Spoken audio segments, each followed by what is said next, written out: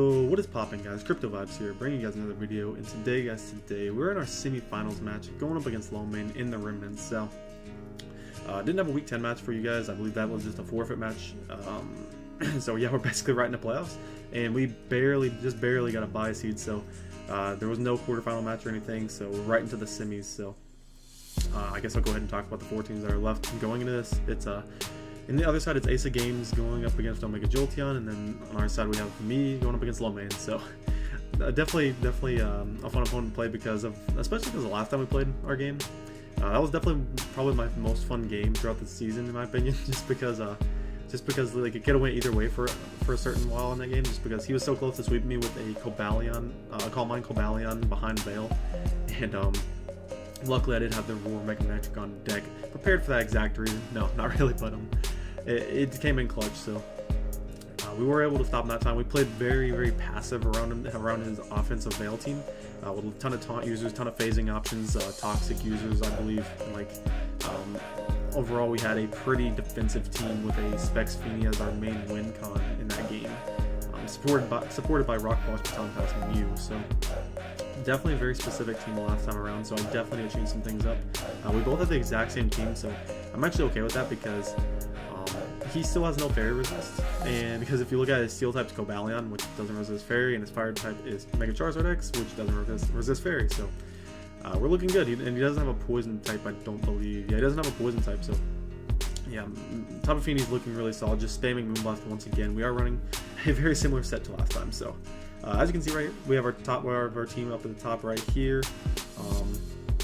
Changing a few things up, but talking about the matchup again, I do want to change a couple things up. My team isn't going to be it's not nearly going to be as passive. My team is going to actually be pretty aggressive. It's going to be built to beat him offensively this time around, so I expect this game to be shorter than the last one. It could go very well or it could go very bad. I'm definitely I'm prepared as best as possible I can with this team I'm bringing, but I feel like there's a couple like holes in it that he could maybe exploit if I don't play accordingly to it. So we'll talk about that. But anyways, a couple different brings that I think he might bring if he like looks at it is Spadef Clefable. I think could definitely be a bring. Some type of Spadef Clefable, because I can soak up 2 Moonblast from Feeny, and obviously doesn't have to worry about rocks because of Magic Guard. So that's something that can switch into Feeny, and that could be his Stealth Rocker this time around instead of I believe it was Cobalion last time. So I could expect a very Spadef Clefable this time around. That would be something you might want to change. Potentially the Mesprit might come. I have no idea what kind of set he would bring on that, to be honest. That might be something he brings. And then the last mon that I figured he might try to bring is the Yam Mega, just because its offensive matchup's pretty nice against me in certain ways, but I do have the offensive checks that can, do pretty nice work against it. So yeah. Anyways, I'll go ahead and hop into the team that we were bringing for this time around. And yeah, anyways, as you guys can see right away, we have the same exact Tapu Fini set. I believe the EV spread's the exact same and everything. Mod specs Tapu Fini with Moonblast, Hydro Pump, Surf, and Shadow Ball. So yeah, all I really need to click is Moonblast this game. If I can get Fini in at the appropriate time, it basically just clicks Moonblast and 2-shots most everything on his team. Without Veil, of course. So if I can keep Veil off the playing field, and then Fini should be able to just claim a couple kills if I can play it good. So that's the idea with Fini. There's really nothing to talk about too much on it, just because it's the same set I brought last time. Anyways, getting into our Mew though, this Mew is a lot different than our first Mew, and it's definitely creative though, in my opinion. We're bringing the Psychium Z or Munium Z with Psychic, Reflect, Nasty Plot, and Soft World. This Mew spread is enough speed, outspeed, and max speed Landorus.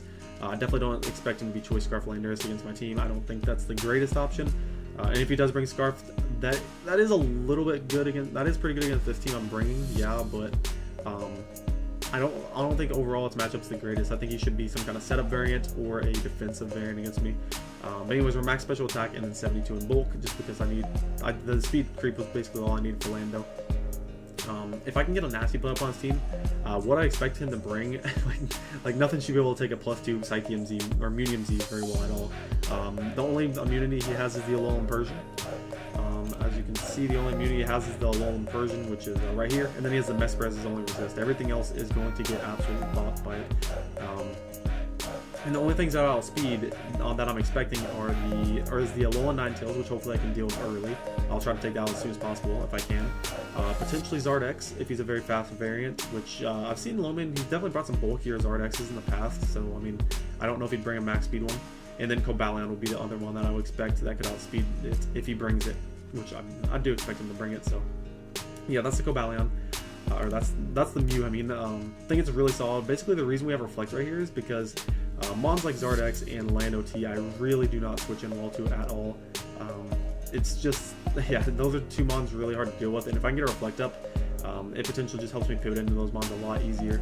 And I do have the Nasty Plot in deck, obviously, like I was talking about, +2 Immunium. Nobody really switches into that on his team, and Soft Bolt is there for general recovery. If we're able to get a Reflect up, then we can potentially just Soft Bolt on a couple things. Obviously, I do have to worry about getting Toxic on this, so I'm going to try to play my Feeney's Misty Terrain, or Misty Surge well enough around it, and then scout for necessary Toxics when I think they can come out. So that's the Mew. Getting into my next Mon, this is the only different Mon that we're bringing this time around from the first game, and that is our Alolan Muck. Now, the reason I didn't bring Alolan Muck the first time around was I really didn't like its matchup against Lando T or Zardex. It pretty much gives those Mons almost free setup every single time, which is pretty unfortunate just because that's really scary with those Mons with Veil. So I have to be very careful with it. But if you look outside of those two, and I guess Cobalion, Alolan Muck has actually a really solid matchup, especially with the set I'm bringing, in my opinion. Gunk Shot, Pursuit, Memento, and Brick Break. Brick Break's obviously there for the Aurora Veil. So if Alolan Ninetales is ever against me and it's gets Veil up, for example, I can just Brick Break. I don't even have to predict the Aurora Veil the first turn. I can Brick Break the next turn. And then we have Memento right here. Memento's really cool because, as you can see, we are running Shookberry. So if Lando ever decides to hard switch in against me, I do have the Shookberry on deck. And the only thing he can knock me out with is a Ground EMZ Earthquake. I believe a Flying EMZ is like a roll if he's jolly. I might be lying. I'm not sure on that calc exactly, but I don't think he'd be flying him against me considering I have a Steelix that was Roar last time. I would expect Rockium or Groundium just because Rockium allows him to hit things like the Torn 100% of the time, so he doesn't have to run Stone Edge. And then obviously Groundium just hits my team extremely hard. So yeah, that's a really cool idea. I think the Muck's a really cool idea right here. Pursuit's really nice if he decides to bring the Decidueye again, because the Decidueye really can't do anything to me, and I can Pursuit Trap that thing, get a huge chunk of damage off on it. As I would expect him to be more Spadef if he does bring the Decidueye again, just because it was barely able to take hits from Feeny last time. So he also could bring like an AV Decidueye, I guess. That could be something you might want to do. So that's another idea. But anyways, we do have enough speed on this to actually outspeed Clefable. So in case we're very, very low on damage, which we definitely could be if we ever have to take a hit from something, we do outspeed the Clefable unless he's running any speed on it. But Gunk Shot does like 80%. That's if he's max defense. But if I do see Clefable, I 100% expect that to be Spadef Clefable. So yeah, that's the Alolan Muck. Really cool set. Mementos actually are also really nice because if I'm able to get Memento off and then potentially get a Mew, that could mean a Nasty Plot up. And not much really wants to switch into Mew +2 like I was talking about. So really nice there. Get into our next Mon, we have our Steelix set. Steelix is really nice this game. With Earthquake, Stealth Rock, Toxic, and Heavy Slam with another Shuka, with our double Shuka pair right here with the Alolan Muck and the Steelix. Really necessary in my opinion, just because how big of a threat Lando is to my team. Like, you can just see how scary Ground plus Edgequake is against this.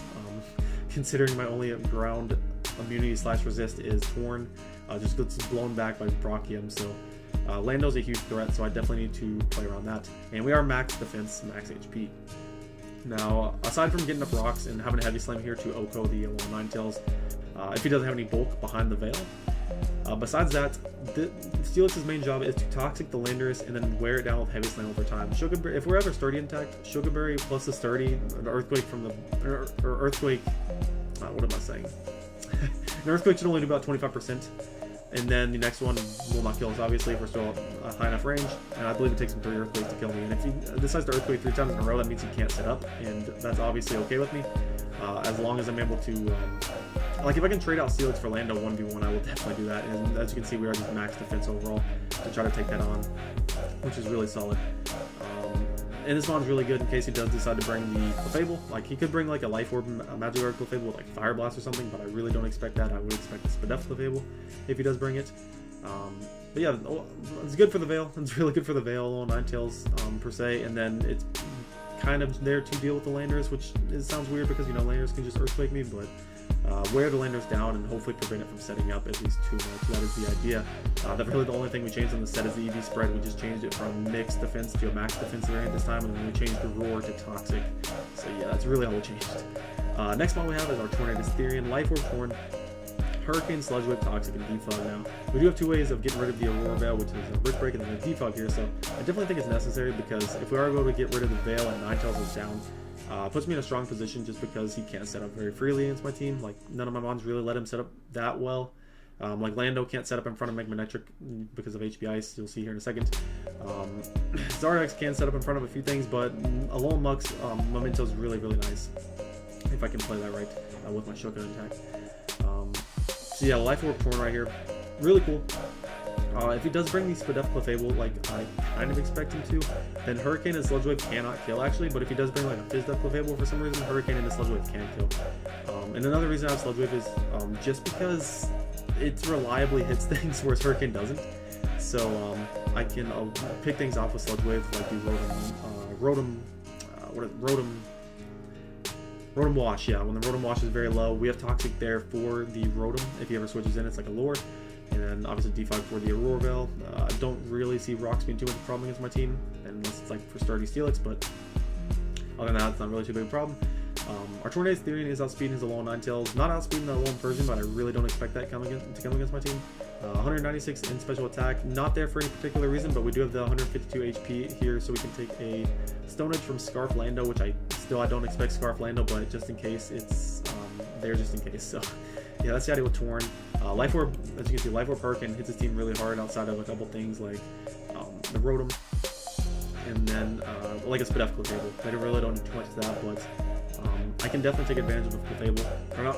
Like a Alolan Muck can switch into it, Steelix can switch into it, unless he pulls like an aggressive double, and then his other Hurricane switch in is Rotom Wash. Why am I having so much trouble saying Rotom Wash? But I have the Toxic there to wear that thing down over time, as Rotom Wash is annoying to my team, because if you remember last time, Rotom Wash, we actually had Gracium on our Torn, so we do not have Gracium this time, so we really don't have any big strong ways to get big damage off on it, outside of our Fenian and Mew if we can set up. So yeah, that's a Torn set. I like it pretty good overall. I experimented a little bit with Z Iron Tail if you did bring the Clefable, but I decided to go with the set overall. We have our Magmanetric right here with the Thunderbolt, Overheat, Volt Switch, and Hidden Power Ice. So I believe the EV spread's actually the exact same as it was, I guess, from last time. So the only thing we changed up was we have Overheat this time over Roar. Just because, like I said, I want to play more offensive this time. I don't want him to ever expect my taunt slash phasing move. I want to just keep on the offensive if we can get rid of his Veil early and then just stay on the offensive. So yeah, that's basically the idea with the team. As you guys can see the matchup one more time. This is the 6 we're bringing. But yeah, it should be a good match, and yeah, we'll get right into it. Alright guys, we're back with the match, and as you guys can see, Lo Maine actually brought the exact same team, so he might have been a little bit of a time crunch on this game or something. I'm not really sure, because we were supposed to play like 2 days before this actually played, but he might be on time crunch, so I don't know if he changed too much. But I'm looking at the matchup, and I already know, like, these are the exact same 6, and they're in the exact same spots. So what I'm thinking he did was probably just alter a few things on his team, because to change a few things up to like respond how I played last time. But I do expect some similar sets, so that definitely could be Calm Mind, Cobalion again. That's something I need to keep in mind. Zardex and Lando, I'm still assuming just setup variants in general. Rotom Wash is going to be a pain. So yeah. We'll go ahead and just hop into the game. My first thoughts, just looking at the team, I was really excited because I didn't see the Alolan Persian, which I didn't expect anyways, and I didn't see the Mesprit. So I know Mew has a very solid match with this game, if I can set it up properly. So what I'm actually going to do this time, instead of leading Tornado Asterion, I'm actually going to lead my Magmanetric, because if he leads the Rotom like I kind of expect him to, like he did last time, then I can just get a Volt Switch off on that thing. You could go hard into Lando, but then we'll have to play from there. So my idea is to lead Magmanetric right here, as he's actually going to lead with Rotom. So exactly what I said. He's going to go right into Landers, no fear of the HP Ice, which is definitely fair, I guess. And also, one of the reasons I led with my Magmanetric was predicting his Rotom Wash, and in case he was like a Scarf variant, trying to catch my Torn off turn 1 with like a Thunderbolt, that could have been a thing, or he could have been like Scarf Trick. So I didn't want to lead with like Steelix either, even though like I would have switched out because like Hydro Pump. So I was a little scared of Scarf Trick, so I knew Mega Manectric was pretty safe against it, so that was out of there. So we still don't know what variant the Rotom is, and he goes right in the Landorus now. This turn's interesting. Before I just showed you my builder last time, and I had a offensive Mega Manectric. I actually did have a Bold before that. I had a different Mega Manectric set with a Bold nature with like 64 EVs in defense to take a -1 Earthquake from offensive Lando, or from max attack Lando. So if I had kept that right here, I guaranteed lived in Earthquake, and I could just freely fire off an HP Ice right here, not have to fear him being Scarfed EQ. I could live that, and then I had the option to HP Ice and get a huge chunk of damage off, if not knock him out. So unfortunately, I did change my set back to the modest variant, so I cannot live in Earthquake right here if he just goes straight for it, and if he's Scarfed, I die. But at the same time, this mon's such a giant threat against my team, I really cannot afford to switch out at this moment. Mega Manectric is nice to keep around, but it is kind of expandable if I look at it. The fire coverage with Overheat is nice for Cobalion and Decidueye and Alolan Ninetales, but at the same time, I stand by my play right here. I'm actually going to stay in as he decides to double out to Zardex. I guess predicting my Tornadus to come out on the Earthquake or something like that, but there was like no way right there. I really didn't think he'd be Scarfed, like, especially after seeing the exact same team. I didn't think he'd just switch to Scarf Landorus randomly. Like, that wouldn't have really helped him with our last game. So I didn't think he'd be Scarfed right there. He could have been Yachi, and then it killed me with Earthquake. But like, if I just got damage off on that and he killed me, I was okay with that exchange right there, is what I'm saying. And I really doubted that he'd be Scarfed on this team. So yeah, definitely a little bit of questionable play on my part, but I still feel like I didn't have any other play because I can't switch in that thing well. And had he set up a Rock Polish in front of me trying to switch into something like Torn, then he could have potentially had a Stone Edge and just started wrecking my team. So yeah, he's going to go into Zardex right here, and I'm actually just going to take this opportunity to Volt Switch, get a little bit of damage off. And I actually didn't calc for the HP Ice damage, but I calced for the Volt Switch. And after seeing that I only did 23%, that means he's max HP, or at least close to it. So this either means he doesn't have very much attack investment, or he doesn't have a lot of speed. And this is actually very important, and this will come into play later, as he's going to go right for the Flare Blitz on my switch to Feeny, as I really don't want to switch into this thing. And that does 43%, which means he definitely is max attack. I don't remember if he's Adamant or Jolly, but this means he does not have that much speed on his Zardex, and that's very crucial because my Mew can most likely outspeed this now. There's no way he's running enough speed on his Zardex to have taken that little from Volt Switch and to have dished out that much damage with Flare Blitz. So he's definitely a slower Zard, but that's not to take away that he could be dragging it still. So he's going to go into Feeny right here, as I actually make the double into my Steelix, predicting him to Thunder Punch. I'll go back one turn. What I expected right here was basically, after seeing that Flare Blitz damage, I knew Thunder Punch could just blow me back, and I did not want to lose my Feeny, because like Feeny can just click Moonblast against his team. I guess him predicting I might be Scarfed, he goes Ninetales right here, which is fair because he can live that and then get a Veil. But I'm actually going to double into Steelix, predicting the Thunder Punch, and I would definitely still be out of range of the Flare Blitz. Flare Blitz does about 60 to 70% to my Steelix set because I have max defense, and I can Earthquake that for some big damage, and there's no way he can just set up in front of me. So, especially after seeing Roar last time. So we're going to get this double right here, right? And I'm actually just going to fire off a Heavy Slam. Like, I don't really lose much from it. If he goes Rotom right here, that sucks a little bit, but he's actually just going to set up the Veil right here. And unfortunately, I do crit him. He told me he had some bulk after the game. He didn't tell me how much exactly, but if it was max HP, that definitely mattered because I had like a very, very slight chance of killing him. But if he's learning like he could have been like trying to speed creep at max speed Mew, so he could have had like maybe 4. I think he could have had like 60 to 80 EVs in HP, so that would have been about a 50-50 roll that Heavy Slam killed without the crit. So still don't know how much HP he had right there. So if he had a ton, I apologize for that because that crit definitely sucked. Sucked because he could have kept his Alolan Ninetales around for longer and maybe got Veil up one more time. So I do apologize for that, but you're gonna see here in a few turns that he gets even with me. But and by that, he's gonna send out Lando right here, so threats in. I am just going to Toxic immediately as he goes for the Earthquake right away and gets a nice 25% off with the Shotgun attack. Luckily we have that. And right here, I predict him to go for Groundium, I believe, or just Earthquake again. Yeah, and I go into Torn as he Rock Polishes. So this is getting scary. And right here, I had the suspicion that he could be Rockium before the game, and he definitely could just have Stone Edge. So I'm actually going to take this opportunity to just double back into my Steelix, as there's no way he's clicking Earthquake right there. So he does 4% to us, and we're wearing him down with the Toxic, which is great. And I'm just going to stand right here because Yeah, well, I'm going to stay in on this next turn because at 52%, do I take any hail damage right here? No, the hail stops. At 52%, he cannot knock me out with an earthquake right here. If he just goes for regular earthquake, it does 44 to 51. Yeah, I'm exactly out of range of it, and the only way he can knock me out right here is with a crit, or with groundium, of course, if he does have that. So this is actually really nice because I can get my rocks up right here, and that is going to be able to chip the Zard down from, or what's the word? Phenomenally? I don't even remember the word. But it's going to be able to chip the Zard down, and that's great for me because the Zard's at 40% right now, and if I get rocks up, then that means it's in range of Volt Switch for my Mega Manectric, which is pretty huge, because I'm able to live right here. But actually, I end up getting crits. That does suck, but at the same time, that actually might be good. And here's why. I'm going to go into Alolan Muck. And I thought it was bad at the time because I obviously lost getting rocks up, and it would have forced the Decidueye to try to potentially defog later in the game. So that's not going to be able to happen now because Steelix is down. But at the same time, right here, you're going to see right here, the only way he can knock me out right here is with Groundium. And like I said, Flyinium, I believe, is like might be a roll. He might actually just knock me out, but I don't see him having Flyinium, and if he's Groundium right here, I do die. But it is kind of weird for me to go into a little Muck right here. So what he's probably thinking is I might take this opportunity to try to double into my Torn, which is not what I'm doing. If I double into Torn right here, as you're going to see, I actually just drop because he goes right for the Rock Game, which is definitely fair play because had I had no HP investment, I just died to that.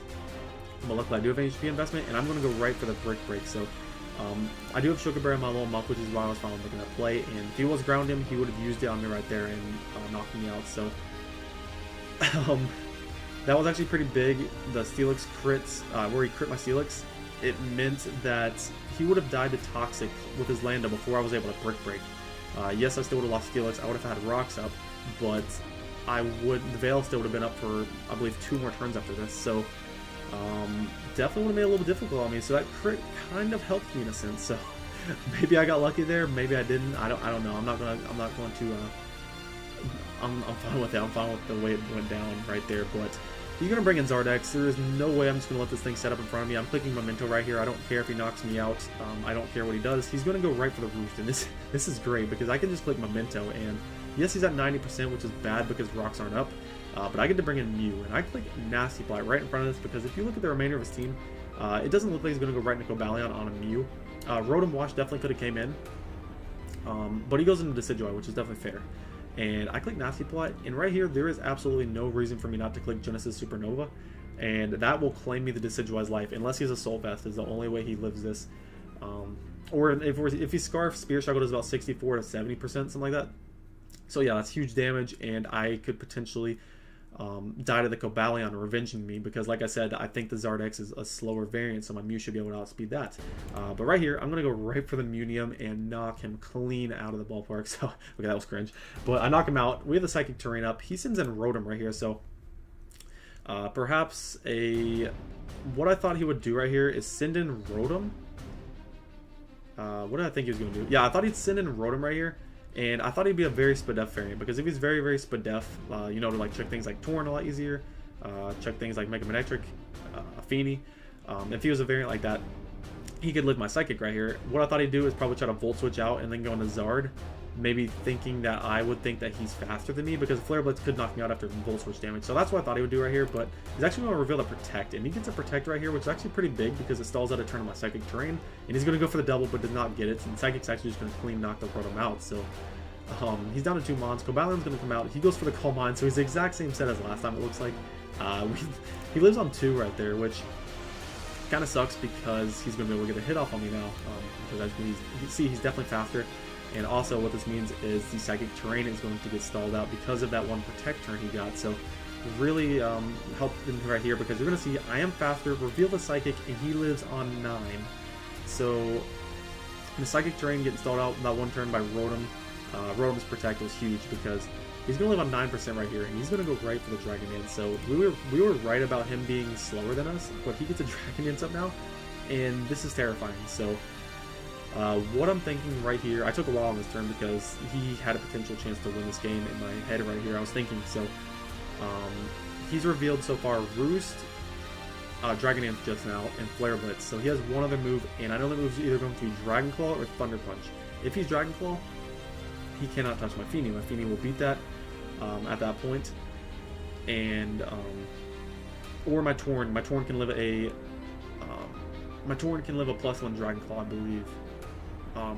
Yeah, that's another option. My Torn could live a +1 Dragon Claw, and if he attempts to Flare Blitz my Torn, he dies to Recoil. So this is an interesting turn. I am just going to stay in and sack off my Mew to the Thunder, or well, I just ruined it, but I was going to sack off my Mew to what I thought would be the Dragon Claw, but he reveals Thunder Punch, and that doesn't knock me out. The roll right there was 44 to 51 if he was max attack Jolly, or yeah, just max attack.